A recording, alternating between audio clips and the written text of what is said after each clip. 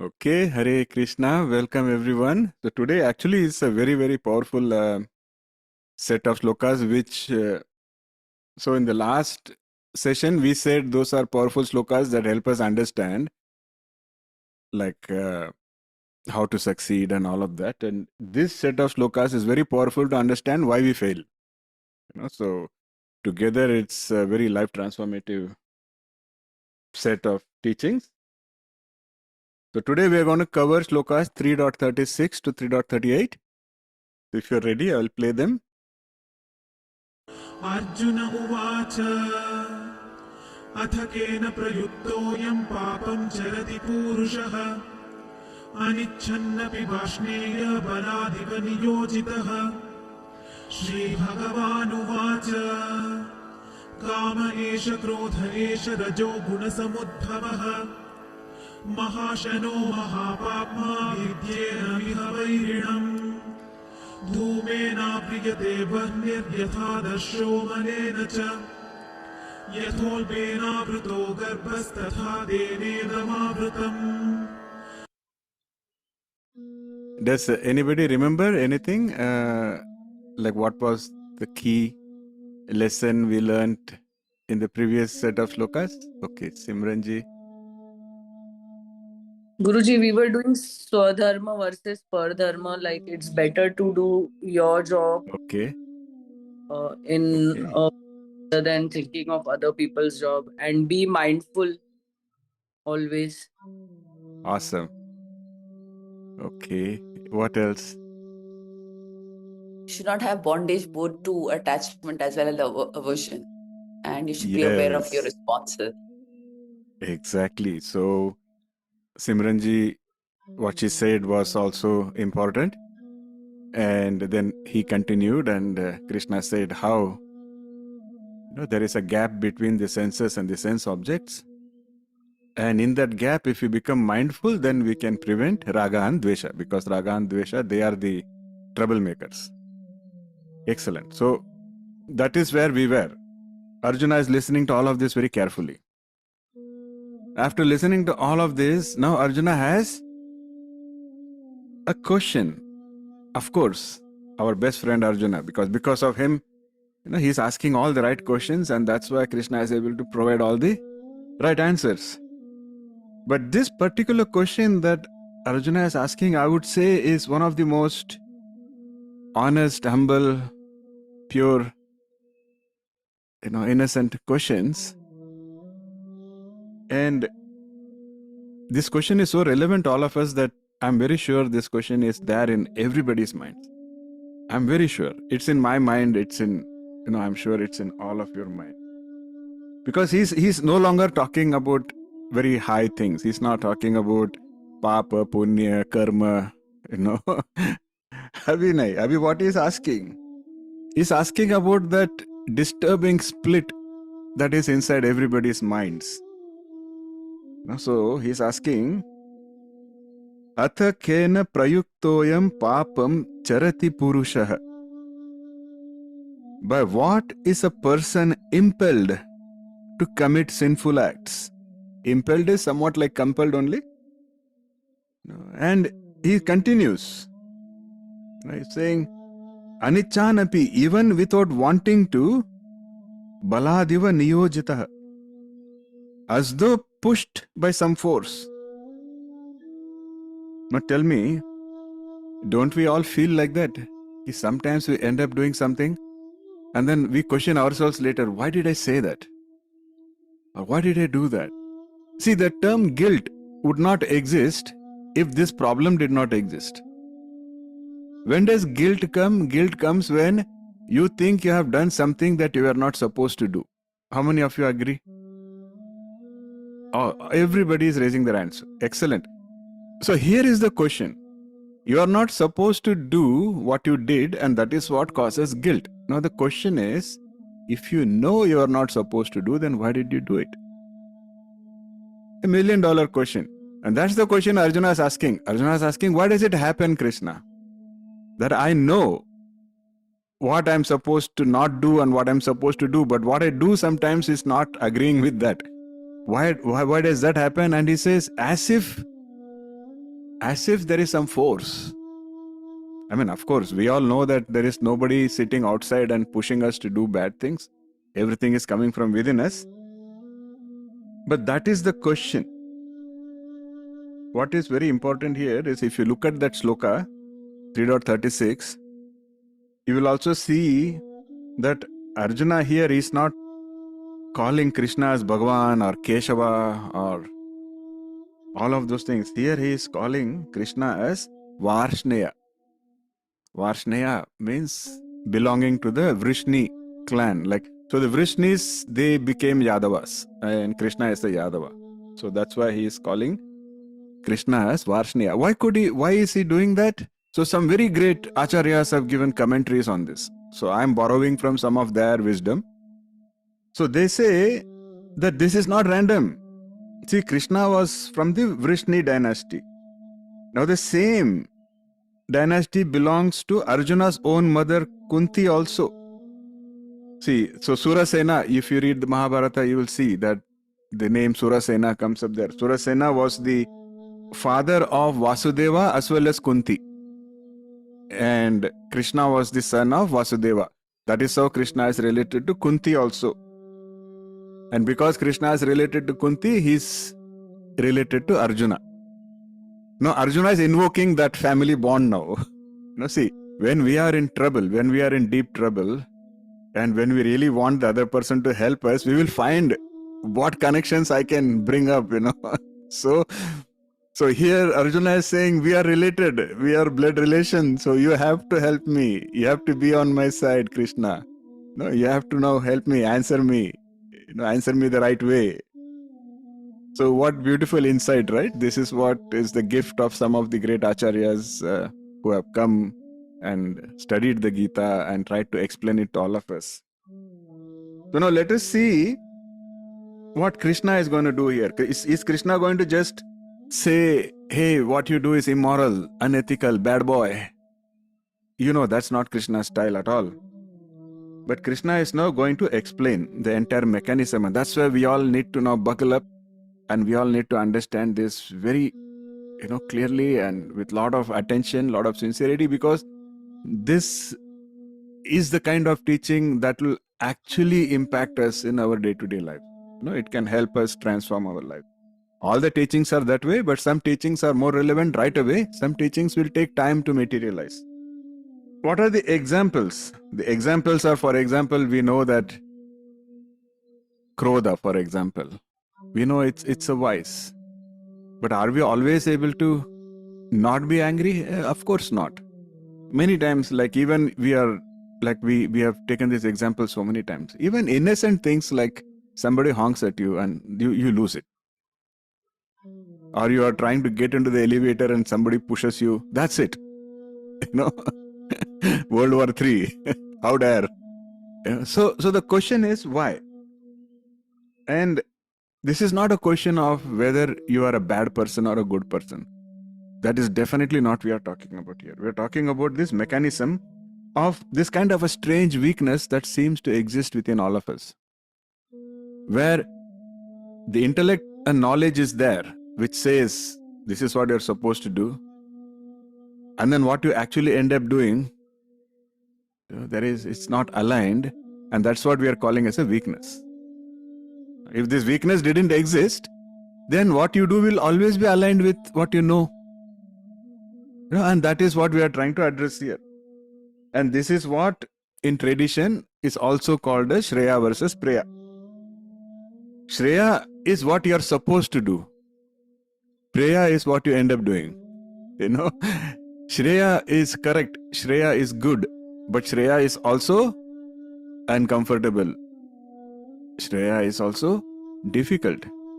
Whereas Preya, it is the comfortable. It is the one that is tasty. It is the one that is cozy. It is the one that is comfortable. And the gap is what we are trying to understand. The thing you have to also know is the problem is this Preya, it does not always make itself very obvious. The Preya will not come with a label saying I am the wrong choice. If that is how it was, then it was easier for us to avoid it, correct? But what happens? It's like many times, lot of this food, we enjoy it not for the food itself, but because of all the flavors and coloring that is put on top, especially in the restaurant. Many times, if you look at the food before it is cooked, if you look at the food when it is not prepared, you won't even feel like touching it. But the chef will come, they will, fry it, roast it, put tadka, put masala, then put that red color, and then keep 2 corianders on top of it to make it all look good. Suddenly, we are just, that is prayer. Prayer doesn't always advertise and say, hey, I'm unhealthy, or hey, I'm bad. It will present itself. In what ways? Sometimes prayer will say, hey, this is the natural choice. This is the effective things, and so on and so forth. Whereas Shreya is what it is. Shreya is truth, right? Shreya is never going to try and pretend to be something, and that is the problem, because we find Shreya to be boring. We find Shreya to be uncomfortable. Shreya is like that piece of carrot that your mother says you're supposed to eat. Whereas Preya is that fried food with a lot of coloring that you want to. Man, see, this is important because spiritual knowledge, it cannot just remain as concept. Spiritual knowledge needs to become reality in day-to-day life. And here, that is the whole discussion between Arjuna and Krishna. So Arjuna is saying, I know those French fries are bad, but why is it that I end up eating that all the time? I know that carrots are good, but why is it that I end up avoiding it all the time? And Krishna is saying, I'm going to explain that whole thing to you. So Krishna's answer is very direct, and Krishna's answer is unsentimental. So Krishna says, Kama esha krodha eva rajoguna samudbhavaha. Very direct. So he's saying, it is lust and it is anger which are born from Rajoguna. You all remember what is Rajoguna, right? And then he is adding some words that should make us stop and listen very carefully. He's saying, Mahashano. That means it is all devouring. Mahapapama. It is a great sinner or the great corrupter. And he's saying, Vidyenam miha vairinam. Know this to be the enemy here in human life. Now he's telling Arjuna that the enemy that you think is outside, oh Arjuna, was actually first inside. And then anything, so it's a very deep philosophy. What Krishna is saying here is, any conflict that we see outside, in our lives, any conflict that you see outside, they were inside first. And when they are not addressed inside, they materialize as conflicts outside. Now we have to understand, is Krishna saying desire of any kind is bad? If that's your understanding, I want to correct that. Krishna is not saying desire of any kind is bad completely. What Krishna, for example, if you have a desire to know the truth, if you have the desire to realize God, if you have the desire to evolve spiritually, that's all good. Krishna is talking about the pleasure-based, sensory pleasure-based desires, uncontrolled desires, which become lust. And Krishna is talking about that. He's saying that is cause of all evil. Because such a desire, first of all, comes from a position of lack. We discussed this also earlier, the entire scarcity mindset. What happens when desire is not fulfilled? Anybody remembers? Lakshmiji is saying something, yes? Anger. Yes. We have one. Okay, where is our Vittala? I saw his hands. You were saying something? Yes, Guruji, anger. Okay. See, this is it. Technically, the term used is unfulfilled desire leads to anger. But we all know that desire cannot be fulfilled because that is the nature. The nature of desire is it cannot be fulfilled. So, what does it mean logically? Desire has to result in anger. It's a very deep concept, although it's very simple at the same time. What is very important, like even in the previous batch, we used the same example. We said some of us here we have studied physics, hasn't it? Does anybody remember what we learnt in physics in school about the nature of energy? Ekansh? Hare Krishna, everyone. So, energy can never be suppressed or destroyed. It can be just converted, or it will just get into some other form. Excellent, excellent. Claps for Ekansh. He was paying attention in school. Very nice. So this is one of the laws of physics that says that energy can neither be created nor destroyed. It can only be converted from one form to another. It's one of the fundamental laws of physics. So Krishna is talking about that here. Krishna is saying that desire is also energy. And when you do not fulfill it, it transforms into anger. So desire and anger, they are just the same energy which is now getting transformed from one to another. You see, it's so beautiful. So that is why we say where there is desire, there has to be anger. It's like a law of physics here, it's a law of the universe in a way.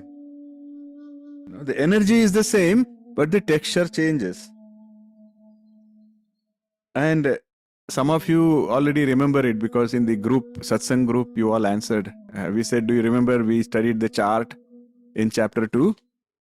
Where Krishna beautifully explained, where at the beginning it is contemplating on the sense objects. And that is what is called as Vishaya Chintana. And from there, attachment grows. Some of you who are with me in the Bhakti Sutra, that's where Naradji calls that Sangha. And from there, desire intensifies. It becomes lust, kama. And from kama, anger, krodha. What happens when there is a lot of anger? Anybody remembers? What is the outcome of always being angry? Ariyami, we don't understand. Ariyami. Yes. That is what is called as delusion. Delusion. When there is anger, you don't see reason. That is why we say that an angry person does not behave in a reasonable way. Because they don't see reason. They are becoming deluded. And what happens if you are continuously deluded? Delusion is sammoha. And what happens when you are continuously deluded? Your memory gets damaged. Smriti Brahmsa. That's what Krishna said. And what happens when memory is damaged? Buddhinasha. Your intellect also goes for a toss. And what happens when Buddhinasha happens? Congratulations. You just destroyed yourself. Pranashyati. And that's your downfall. So Krishna says you are empowered to destroy yourself. And he says, of course, you're also empowered to elevate yourself. But he's now explaining that beautifully through this chart. And so as you can clearly see, everything starts with lust. Because there's a chain reaction. Does it look like a theoretical model? Now think about any of your own deepest troubles that you have had. And if you trace it back, it will always start from some attachment. And then the chain reaction starts. But by the time you realize, it has already become anger. And then anger becomes a habit. It becomes a habit because every time you get into anger, there is an excuse. This ahankara doesn't agree, doesn't acknowledge that it is something wrong. The ahankara will justify, I got angry because that guy said something. I got angry because, how dare he? In other words, we given the remote control to somebody else. They press a button and you get angry. Now, the beautiful thing to note is, almost 3000 years after Shri Krishna spoke about this, another great avatar came, Lord Buddha. And Buddha said almost the same thing, but he said it in a different way. So if some of you may know, what Buddha taught is called as the Noble Truths. And the second noble truth, Buddha says that craving or tanha. So he uses a different set of words. Instead of saying Vishaya Chintana or Sangha, he is saying tanha or craving is the origin of suffering. The language is slightly different, the framework is slightly different, but the message is the same. Buddha says that desire that arises from incompleteness and that clings to impermanent things is the cause of human suffering. Thus you can see what Krishna said 5,000 years ago, Buddha said 2,000 years ago. The same message. So let's go back to what Shri Krishna said. That is why Krishna says that the trouble that Arjuna is talking about, Krishna says it is born out of Rajoguna. Rajas. Rajas is lot of activity, movement, action, hunger for something, more, I want more. That is all Rajas. See, Rajas has a place in its life. Krishna doesn't say, no, Rajas needs to be abandoned. But Rajas has to be governed by clarity. That Rajas needs intellect to govern it. Because if there was absolutely no Rajas, then pretty much nothing will get done in the world. Like if you're walking on the road and if you see a big piece of rock in front of you, you need some Rajoguna to say, let me push it aside. If you are only 100% Sattva, you will bless the rock and find a way around. So some Rajoguna is important. Krishna is not saying that. Krishna is saying, but is your intellect in control? Otherwise, what happens? Have you heard the term Jwara? Did we discuss this anytime in the recent past? Okay, I see at least some nodding heads. Okay, yes. Yes, Sulata ji? Yeah, in those last previous verses, Krishna said like how we should be free from anxiety and Vigata Jwara. Those yes, Nirmoha, Vigata Jwara. That is the word I was looking for. Excellent. He said we should act without that fever. And that's what we are talking about here. Because Rajoguna, if it is not controlled, if it is not moderated using your intellect, then that becomes Jwara, fever. Such a beautiful, it takes a Jagat Guru to explain how the mind works, how life's troubles, where are they starting from, and how you can overcome them. So awesome. Because otherwise, if it becomes Jwara, that is when it is no longer service. Then it becomes your own selfish expansions. Then spirituality itself becomes Rajasic. Most important lesson here. Let us not fall into this trap that because I am doing something spiritual, I am naturally sattvic, I am naturally...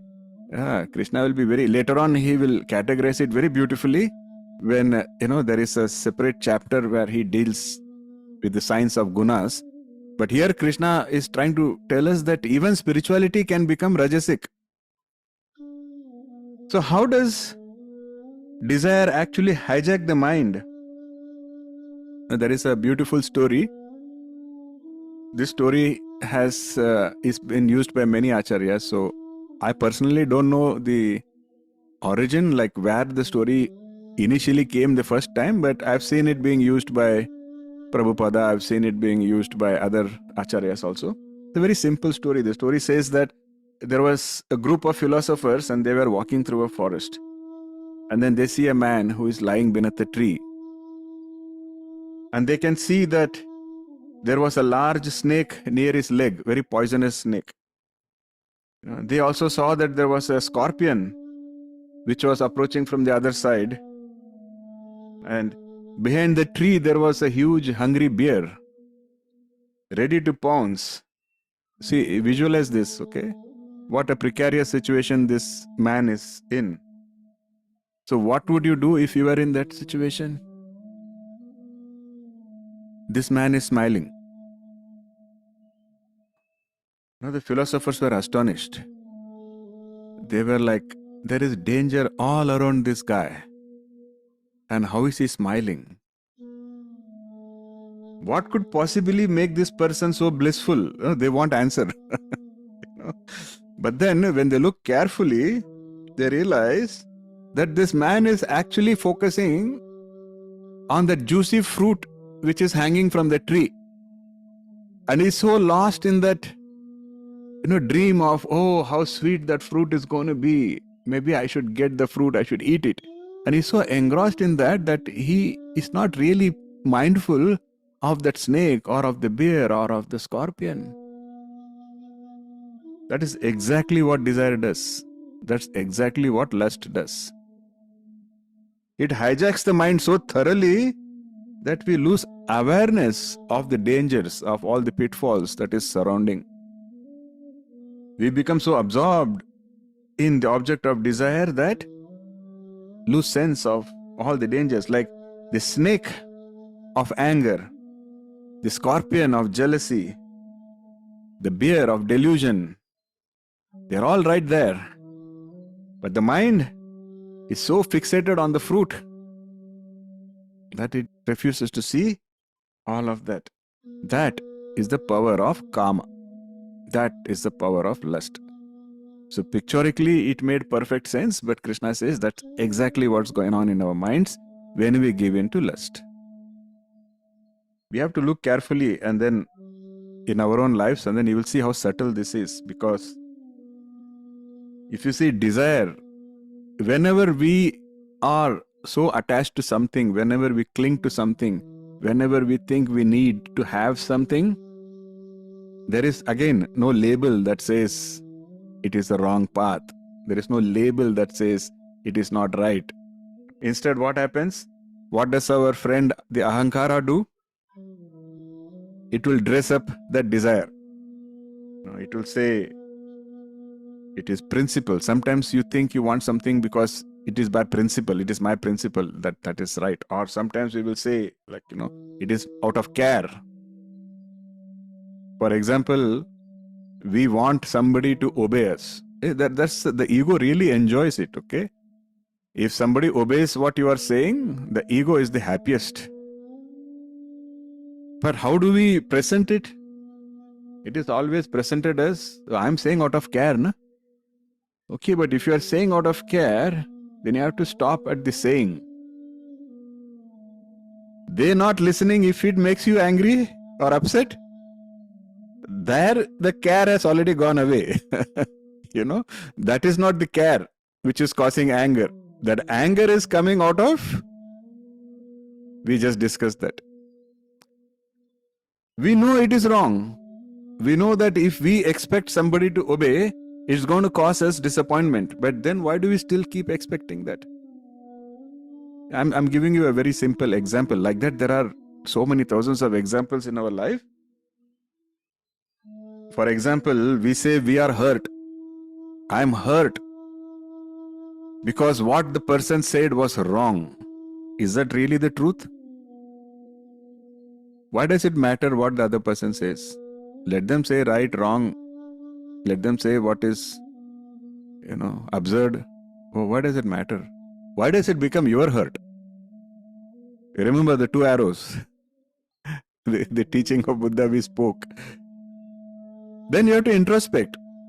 But you will see that is the problem. The problem is when you are hurt, you will never acknowledge, your ego will never let you acknowledge that you are hurt because of your attachment. It will dress it up into you are hurt because that person said something wrong. Why we are talking about all of this is so that we can become more mindful. These are patterns that we need to learn to recognize. Be more mindful, be more aware. So please take down this shloka, Katha Upanishad 2.1.1. I hope you are all spending some time to read all these references I give you. So Katha Upanishad 2.1.1 says something on the same lines. It says that, in a way, I'm using my own words, but you can read it and see what is the perfect translation of that shloka. But pretty much it says that God has turned our senses outward. Therefore, we look outward and not inward towards the self. But some wise people who desire immortality, all they do is they turn the gaze inward instead of outward, and they begin to see truth. They begin to see reality. But you need to read it yourself, introspect upon that. This is pretty much similar to what Krishna is saying here. Because Krishna says that when you are focused outward, that is where lust comes from. So what you have to do is be mindful, be aware, and turn inwards. Now comes the very powerful follow-up to this. Now Krishna is deepening the whole diagnosis. He doesn't just say that lust is the enemy. No, he goes deeper. Very, very powerful analysis here. So in the next sloka, 3.37, Krishna says that just as fire is covered by smoke, a mirror is covered by dust, or as the embryo is covered by the womb, so is this wisdom covered by that lust. So what was Arjuna's question? I seem to have the wisdom, I seem to know what is the right thing to do, but I land up doing what is not right. And what is the problem? Why does it happen? And Krishna initially said just lust. Now he is going deeper. He is saying, just as fire is covered by smoke, mirror is covered by dust, and the embryo is covered by the womb, he says, your wisdom, the wisdom you are talking about, the wisdom that says, I know what is right, that is covered by lust. Such a beautiful scientific, technical analysis here. And this is what makes this particularly devastating, because see, the intellect is what is required to stay away from that which is wrong. Correct? We use the word viveka so many times. But if the intellect itself is covered, like it is like saying I use a lantern so that I can see my way through darkness. And you are proud of that lantern. I have a very great lantern. But what if that lantern itself is covered? And that is the question here. It's very, very, we have to really introspect. Shravana Manana, then, this will do magic in our lives. So karma, when karma sits on top of buddhi itself, what happens? Who is in control now? If karma is sitting in top of buddhi, then karma becomes in control. The buddhi has to be in control. That is when viveka, discrimination, that is what is going to help us. But if karma sits on top, who is in control? Karma is in control. Now comes the paradox. We want to solve the problems and troubles in our life. And who created those problems? Lust. But now who is in control? Lust. So, can you solve the problem that lust created using lust? That is kind of the essence of all human agonies that Krishna has distilled so clearly, so beautifully. Because lust disables the one instrument that can be used to solve the problems created by lust. So lust is going and attacking that one weapon that you have. That is why Krishna says that lust is so powerful, so dangerous. See, and these images Krishna used, do you think it's all random? Randomly he's saying, look at the fire, there is smoke covering it. And then look at the mirror, there is dust covering it. And then he says, look at the embryo, the womb is covering it. Do you think it's all random? Out of millions of objects, why is he picking these three? Very deep philosophy behind that. He is going from the subtle to the gross. Like when fire is covered by smoke, all we need is a little bit of wind. You can even just blow gently and the smoke will give way and you can see the actual fire inside. Whereas a mirror, when it is covered by dust, many times that dust has formed layers. Most of Indian, at least in Indian bathrooms, the mirror is covered by at least a few layers. People put their bindis and then all sort of things, and all the women are smiling. So, but can you just blow and expect that to go away? Of course not. It requires some kind of consistent wiping, cleaning, scrubbing, correct? So this is similar to the vasanas that I have been building for years. The sanskaras and vasanas, they have been building for years. You cannot just blow it away as easily. That is why this is what makes us say things like, somebody will say, by nature I am like this. What to do? Baba, what do you mean? What to do means what? That is the purpose of this life, to do something about your nature. Our life is here so that we can transform our nature. But then people will many times say, oh, it is my nature, what can I do? That's not an excuse. That is the dust, thick layer of dust which is covering the mirror, which will not just go by a blow of air. Effort is required. You have to scrub, you have to clean consistently.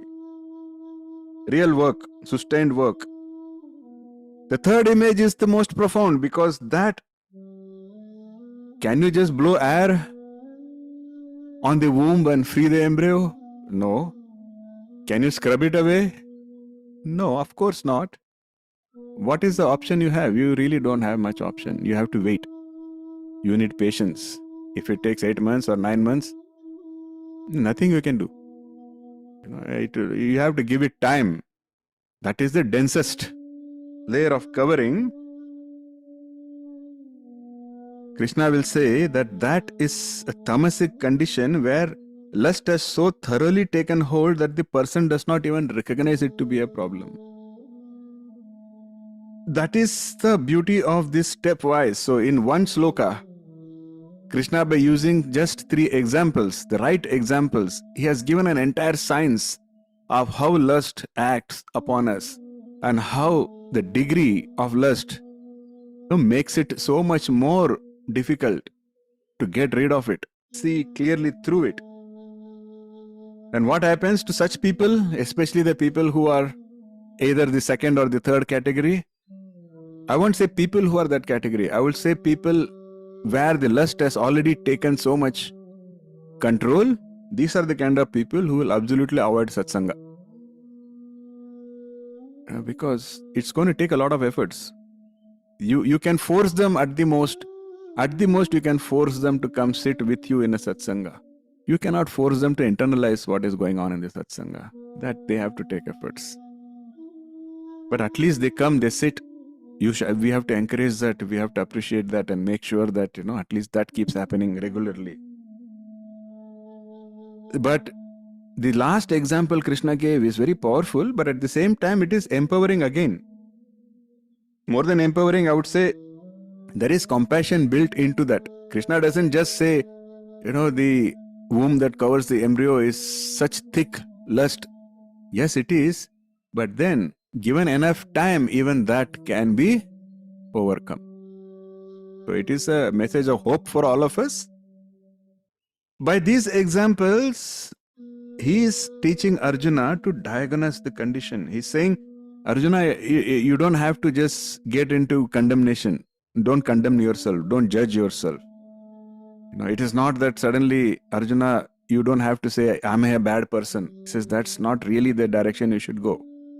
The direction you should go is, I have the required wisdom. I know what is the right thing to do, but I land up doing what is not right. Why? This is the reason. I'm going deep and I'm explaining everything to you so that you understand this is the complete diagnosis. There is another beautiful message that is contained in this one shloka, where Krishna talks about these 3 levels of covering. As you see, will one remedy help the other? Like if you are the first category, like if you are generally sattvic but a little bit of problem here and there, so that means you are like the fire which is covered by smoke. Then what is the remedy? Somebody has to blow some air. But what if you are the second category, where you are like that thick, greasy dust which is accumulated on the mirror? a simple blow is not going to help, right? It's going to need a very hard. Maybe you blow heavily, remove the first layer, and then you take a cloth, remove the second layer, then you, whatever you use, call in, so many dangerous chemicals people have, all of that is required, correct? But what happens if you are the first kind, where all you need is a little bit of blow of air, and then somebody pours chemicals there, or somebody tries to be too hard there, then what happens? You may actually end up extinguishing the fire. And vice versa. Let us say you are the second type, a mirror with 3 generations of grease stuck on it.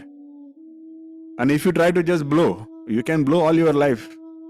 It's not going to get cleared. You see the point, right? That is another reason why Krishna and all the saints say the importance of a guru. Because there is no one size fits all. That is why you cannot have one remedy, you cannot have one mantra, you cannot have one something that will just apply to everybody. It's not going to happen. Somebody has to take the time and efforts to understand you as a person. Somebody has to take the time and efforts to have the right diagnosis for you. And then they can give the exact prescription. They can do the exact thing that is required in your case. Exactly how much force is required, exactly what is required to get rid of that covering. I hope all this is making sense. So at a psychological level, what Krishna is saying is what we can call as weakness of borrowed clarity. What that means is all the frustration on the spiritual path. Many times we know something, but we know it only in a superficial way. We have heard the teaching, we have understood it intellectually. We may even be able to explain it to somebody else.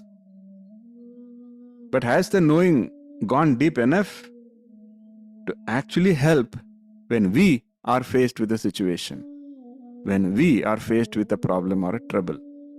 That is what really is important. Because at that time, we realize that we do the actions that we actually end up doing as if we never had all the knowledge to start with. Is it because the teaching is false? Or is it because your intellect is not able to understand the teaching? Oh, the teaching is true, the intellect is also strong enough, then what happens?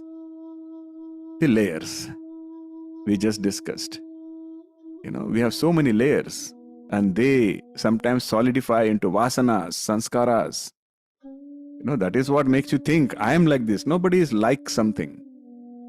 If they change their impressions, if they change their vasanas, they will become like something else, right? Something better.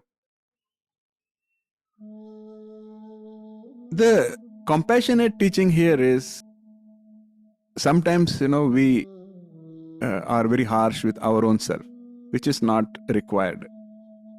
In private, extreme privacy, we will sometimes ask ourselves, am I being a hypocrite?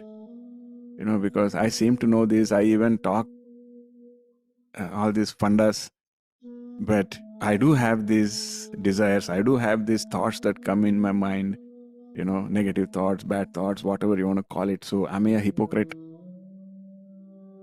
The teaching here is such negative judgment only makes the condition worse.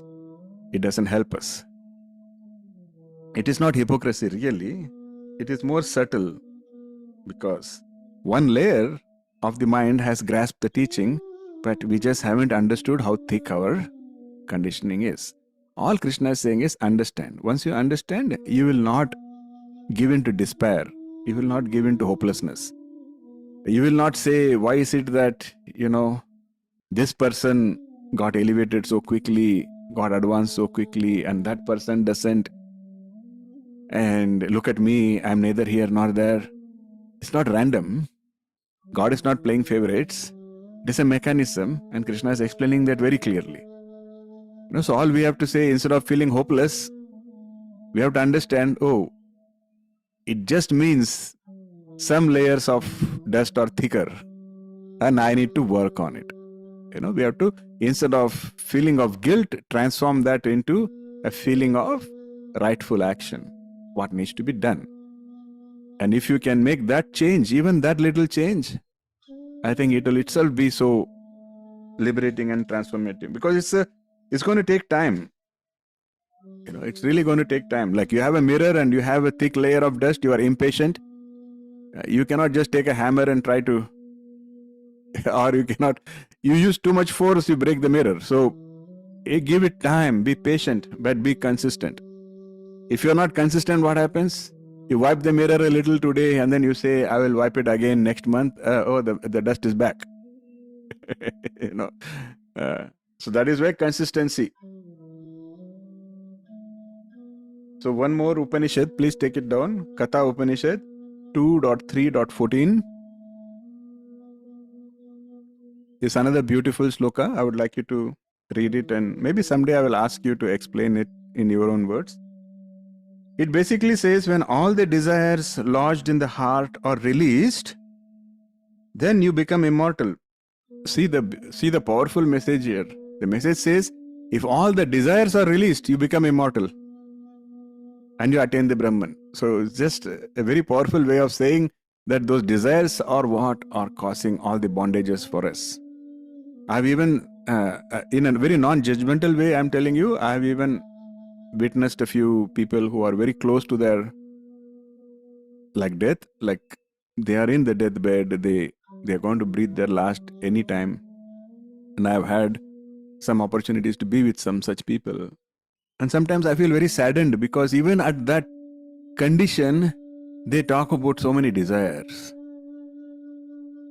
I wish I could have had that house. I wish I could have, enjoyed this kind of a car. I wish I could have, tasted this kind of a food. And I just feel sad, because guess what? Next birth is already waiting for them. So this is the message in this Upanishad, this sloka, that says, another way of saying desires cause bondage. They are beautifully saying, release your desires and you get liberation. If I can give you an analogy, the analogy is the analogy of snake and ladders. All of us hopefully know, right? The game Snake and Ladders. Almost every Indian family knows that. Life is like that. The ladders look very, attractive. They are the new next house, the new next car, the new next friend, new next boyfriend, new next girlfriend. But if you have played Snake and Ladders, you know that the biggest ladders usually have the longest snakes right next to them. You go up, and if you're not careful, you come back all the way down. That is life. How many times do you want to keep going up and down? Is the question. For example, one relationship fails. It causes us a lot of hurt. What does the mind want to do next? The mind wants a different relationship. Because somehow that has to be better. We run from one relationship to another relationship to another relationship without realizing that we have not yet addressed the root cause of why the first one failed. If you don't address that, no matter how many you get into, the cycle has to repeat. It's the law of the universe, right? Now, that is the snake and ladder problem. What happens? We get into a snake, we come all the way down, and we think something was wrong with that ladder, so I have to go get another ladder. You don't realize that no matter which ladder you get, you always have the probability of coming down in the next snake. What is required is you understand that this is a game. You understand that this is Maya. You try to first elevate yourself, your level of consciousness. Become more aware that this is a game. Now, unless you do that, you can get as many ladders as you want. The snakes will always be waiting for us, is the message here. And can we do that? Now I'm going to ask you probably the $1 million question, which especially is important for people who are going to go on the path of Bhakti Yoga eventually. So now we discussed all of this. Now, do you think that you can now understand this and overcome all of this using your cleverness and intellect alone? Okay. Some of you are saying no. Why no? Why do you think you cannot? Smita ji, you are saying something. Because we have already tried, it doesn't work. Yes.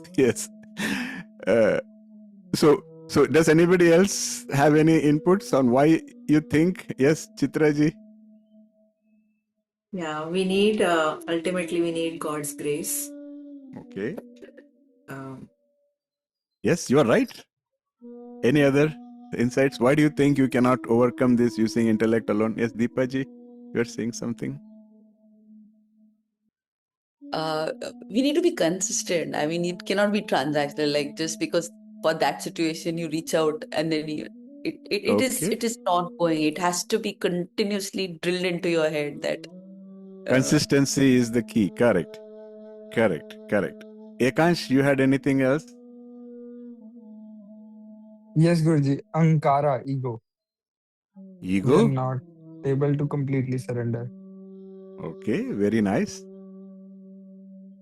I think Smitaji wanted to add one more something, right? Yeah, Deepa has already said the consistency. I know it very well because I am not consistent and I understand it. Unfortunately, I understand it. No, it's okay. I think you are still trying your best. I'm very grateful that you try and you at least are with us whenever you can. Thank you so much. Okay, so the answer is just few minutes ago we discussed. It's not a abstract answer. It's not a philosophical answer. It's a very logical answer.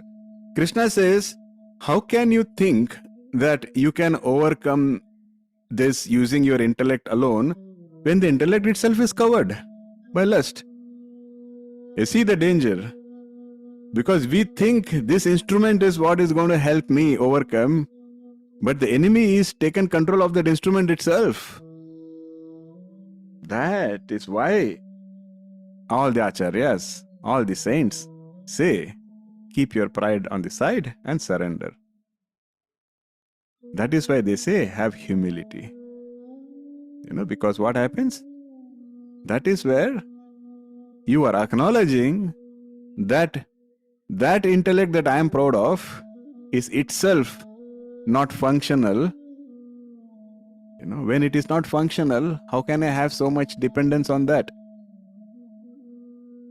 That is why surrender is given so much importance. When you surrender, you are saying, okay, I acknowledge that my own intellect has a limit now.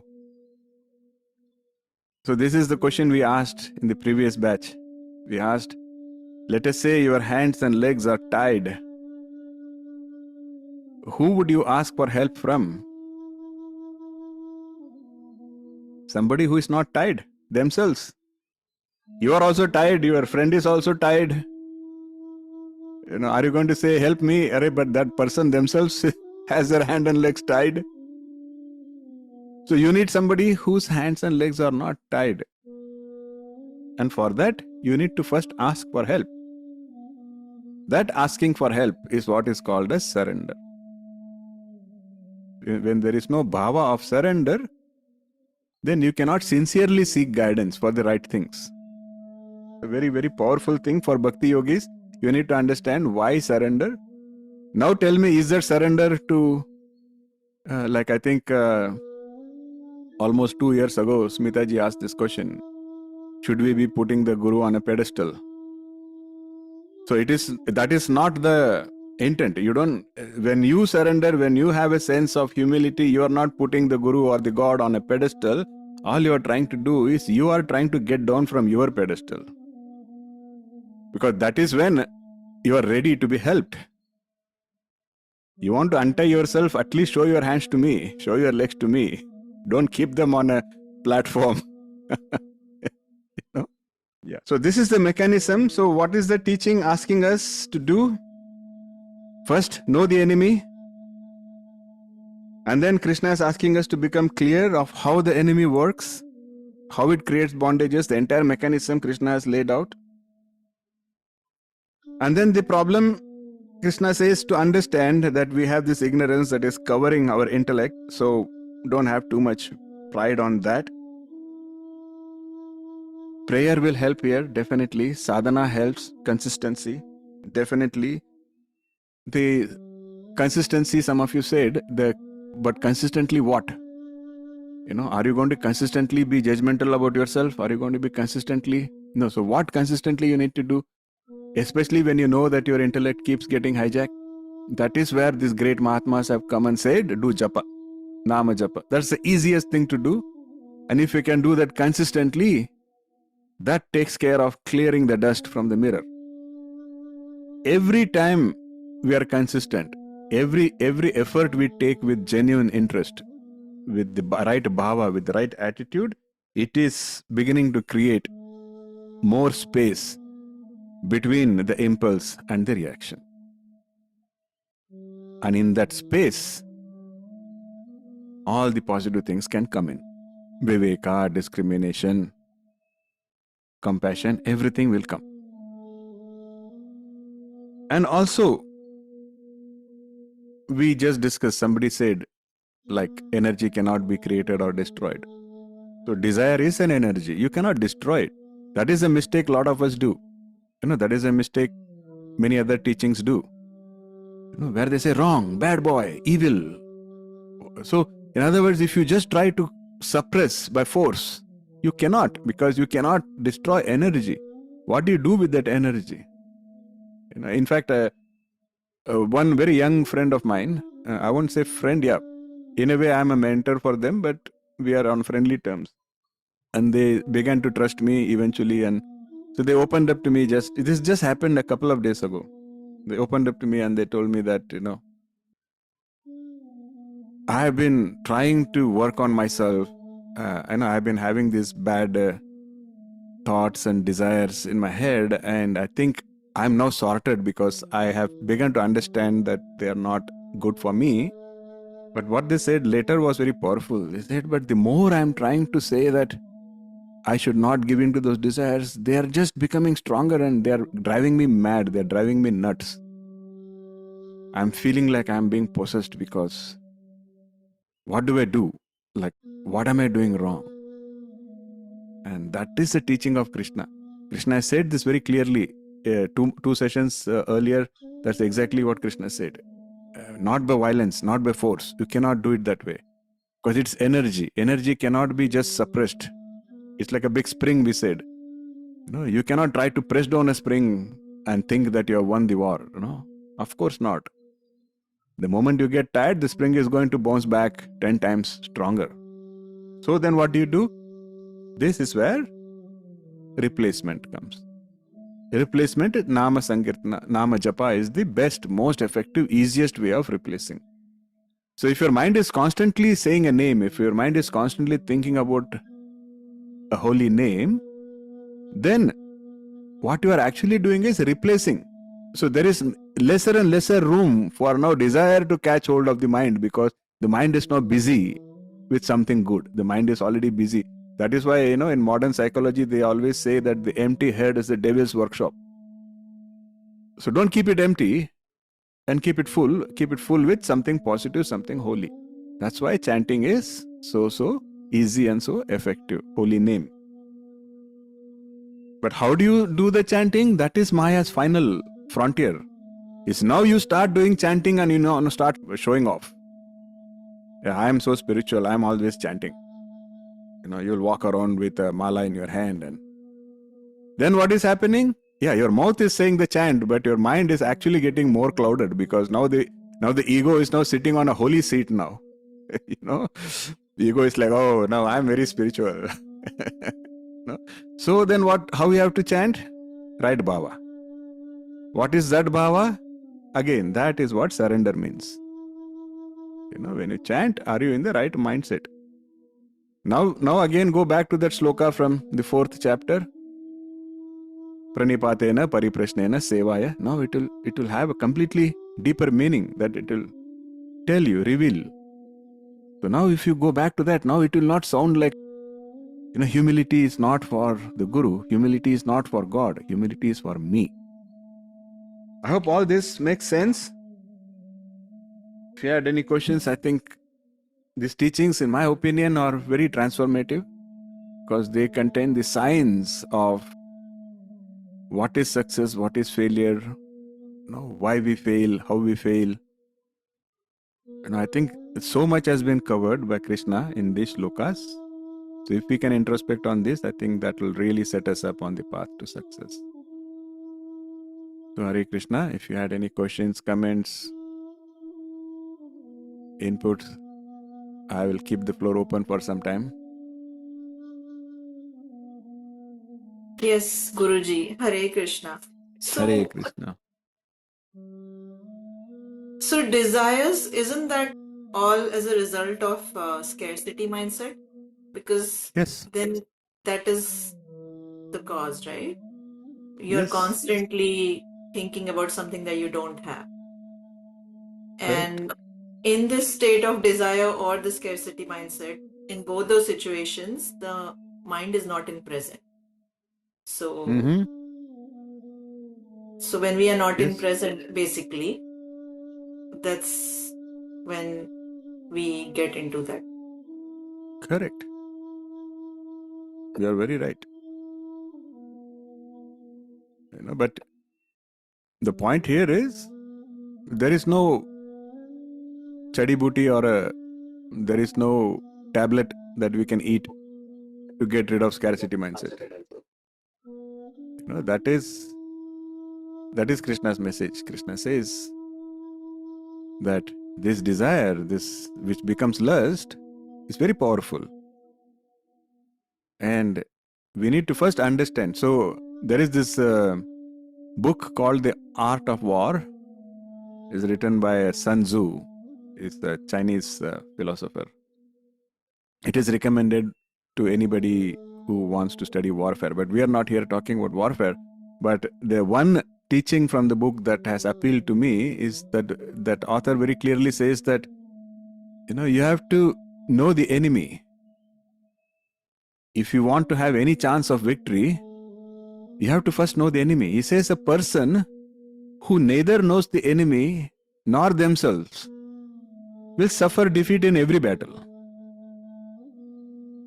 He says, if you know the enemy but you don't know yourself, or vice versa, if you know yourself but you don't know the enemy, then some battles you may win, some battles you may lose.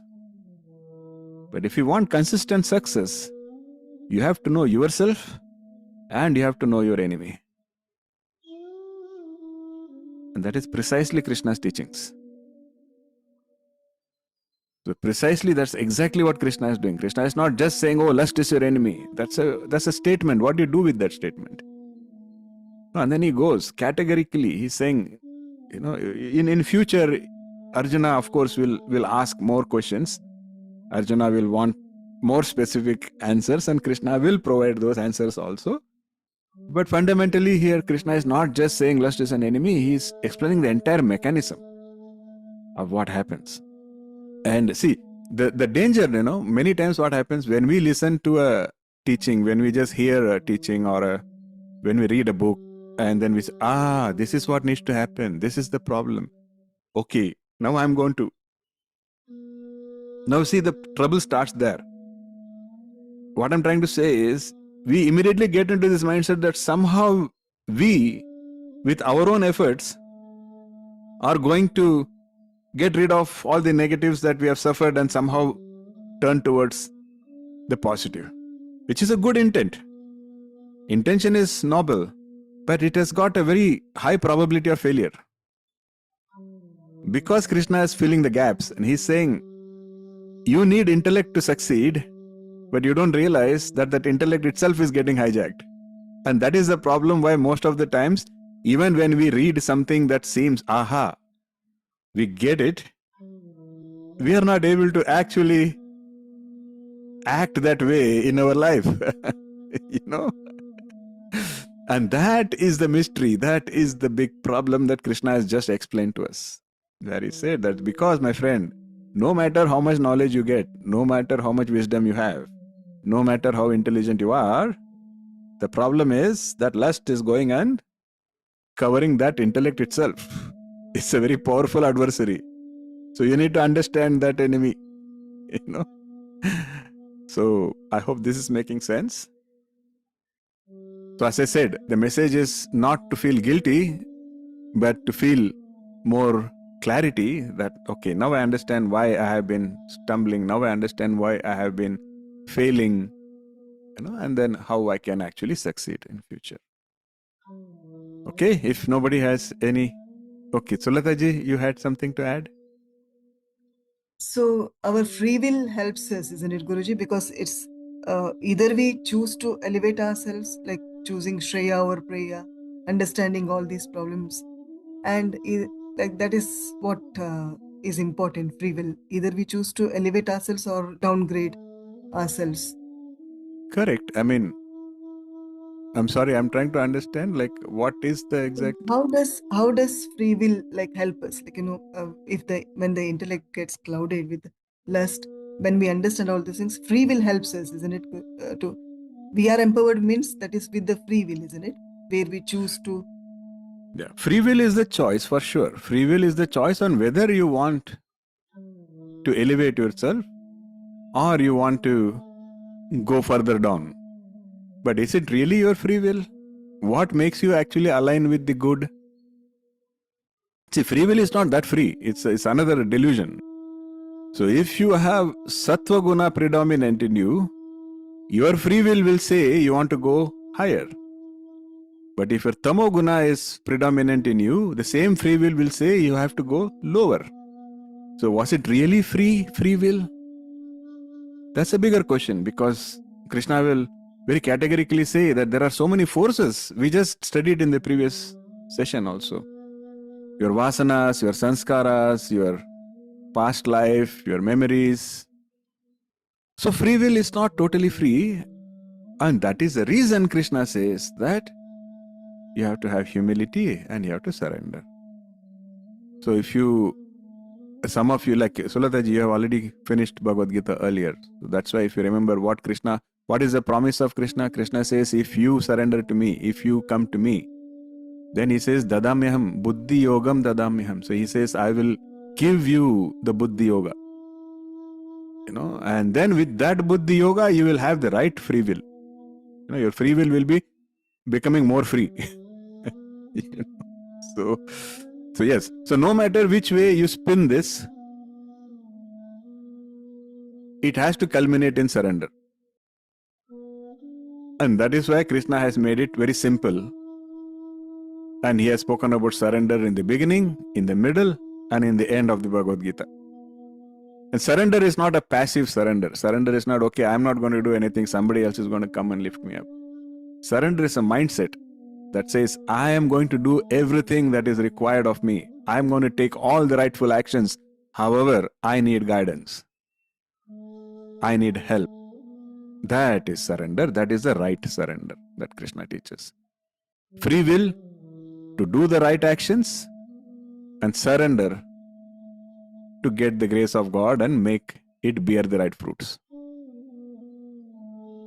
So I think with that we can then conclude today's session. Once again, I'm utterly grateful to each one of you for your support and for showing up, and for all your wonderful pariprashna. This keeps the satsanga strong and going, and knowingly or unknowingly, each one of you are helping each one of the others to evolve and stay connected, and you are part of this ecosystem. Each one of you, knowingly or unknowingly, is performing yajna, and loads of blessings to all of you. And I'm very sure that Krishna's blessings is also coming to you because of just this one act of showing up and participating. Hare Krishna, and see you all in the next session. Hare Krishna, Guruji. Thank you very much. Hare Radhe Krishna, Krishna. Guruji. Thank you. Hare Krishna. Hare Krishna. Hare Hare Krishna. Krishna. Hare Krishna. Thank you. Hare Krishna. Hare Krishna. Thank you. Thank you. Hare Krishna. Hare Krishna, Hare Krishna. See you all. Krishna.